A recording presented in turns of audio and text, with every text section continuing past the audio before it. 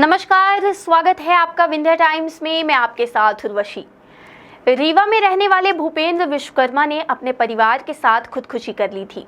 भूपेंद्र का पूरा परिवार रीवा में रहता है। आइए आपको बताते हैं कि भूपेंद्र के परिवार में अब कौन कौन बचा हुआ है।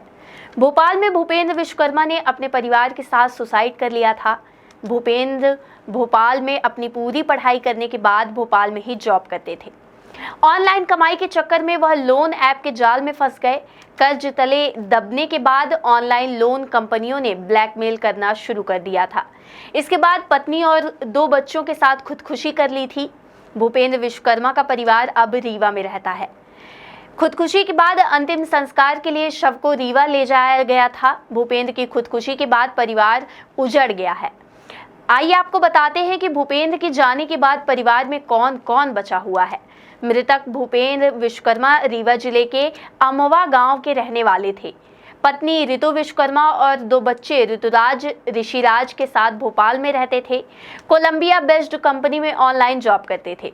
ज्यादा कमाई के चक्कर में एक ऑनलाइन कंपनी के जाल में फंस गए, जिसकी वजह से 17 लाख रुपए का कर्ज हो गया। कंपनी वालों ने टॉर्चर करना शुरू किया तो भूपेंद्र विश्वकर्मा ने परिवार के साथ खुदकुशी कर ली। रीवा जिले के अंबा के रहने वाले शिवनारायण विश्वकर्मा के 2 बेटे थे। बड़ा बेटा नरेंद्र विश्वकर्मा भोपाल की ही किसी फर्नीचर की दुकान में काम करता है। वहीं छोटा बेटा भूपेंद्र विश्वकर्मा शुरू से ही भोपाल में पढ़ाई लिखाई की। MBA करने के बाद वह वहीं जॉब करने लगा। पिता ने अपनी छोटी सी कमाई में एक प्लॉट खरीदा था, जिसमें घर बनाकर वह रहते थे। वहीं 70 वर्षीय पिता शिवनारायण विश्वकर्मा मध्य प्रदेश राज्य परिवहन निगम में कर्मचारी थे।